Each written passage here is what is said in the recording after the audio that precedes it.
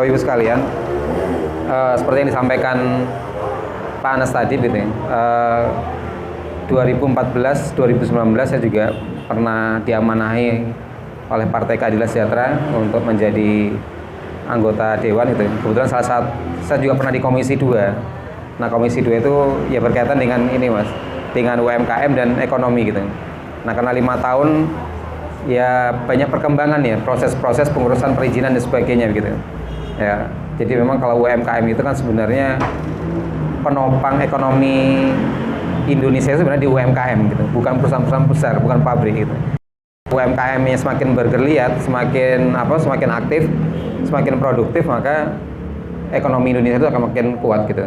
Jadi kalau misalnya UMKM-nya lemah, ekonomi Indonesia juga lemah gitu. Maka semestinya ke depan pemerintah itu harus lebih banyak memberi kemudahan kepada UMKM gitu. Maka tadi saya sempat diskusi sama Mas Rohmat gitu. Oh, sekarang cukup dengan NIP gitu. Oh, ternyata lebih praktis ya kayak NIP. Karena kalau dulu karena saya buka toko itu kan tahun 2007 gitu. 2007 buka toko, proses perizinannya ya macam-macam, dari RT, kelurahan, terus kemudian ke mana? Ke dinas perizinan, itu butuh proses berminggu-minggu baru dapat dokumen itu gitu. Nah, sekarang dengan NIP ternyata bisa mencakup semuanya gitu. Nah, kemudahan ini menurut saya memang harus kita manfaatkan sebaik mungkin, kita maksimalkan gitu ya. Karena ya itu tadi, kekuatan ekonomi Indonesia itu ada di UMKM. Semakin maju Bapak Ibu UMKM-nya, usahanya, ya insya Allah semakin banyak orang yang makmur gitu ya. Karena kan UMKM itu kalau dikategorikan kan nilainya bisa sampai berapa ya, omsetnya itu bisa sampai 5 miliar ya, 500 juta per tahun gitu kan cukup besar gitu, cukup besar. Dan apalagi saat ini difasilitasi oleh Forum Wiranesia. Nah, ini kalau Bapak Ibu tidak memanfaatkan sebaik mungkin, eman-eman begitu. Nah, itu perkenalan pertama. Kemudian yang kedua, Bapak Ibu sekalian, karena ini memang tahun politik gitu ya, saya mohon izin untuk mohon doa restunya. Mohon doa restunya dari Bapak Ibu semua, mudah-mudahan Allah mengizinkan gitu ya. Karena di 2019 kemarin kebetulan belum diizinkan sama Allah, diminta istirahat 5 tahun. Ya semua itu ada hikmah gitu ya. Kebetulan anak saya masih kecil 5 tahun, yang ngopeni anak 5 tahun. Terus kemudian dari PKS saya diamanahkan kembali gitu. Kebetulan saya di PKS itu, Partai Keadilan Sejahtera, sebagai sekretaris DPD.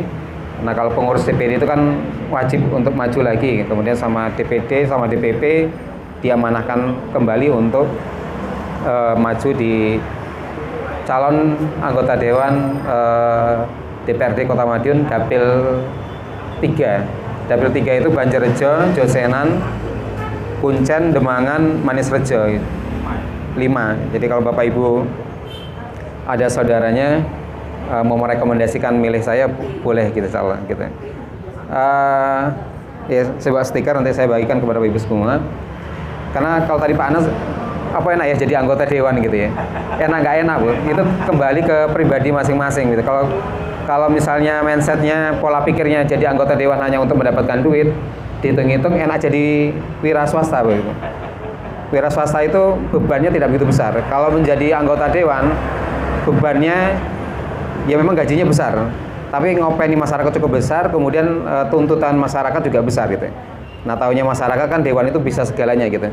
Oh, minta ini, minta pekerjaan, minta ini, minta modal, semuanya bisa gitu. Padahal itu menjadi beban tersendiri. Tapi kalau menjadi wira swasta, ya plong gitu ya, dari sisi pendapatan halalnya bisa dipastikan 100% gitu ya. Tapi kalau anggota dewan kan ada abu-abunya juga. Nah, itu kembali kepada personalnya masing-masing. Nah, terus kalau Bapak Ibu pun tanya, lah terus ngerti anggota dewan gak enak, kok kenapa Pak Asta tetap mencalonkan gitu ya.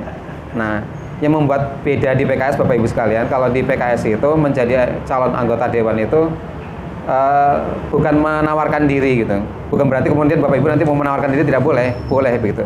Nah, karena saya di struktur, kemudian diminta, diamanahkan.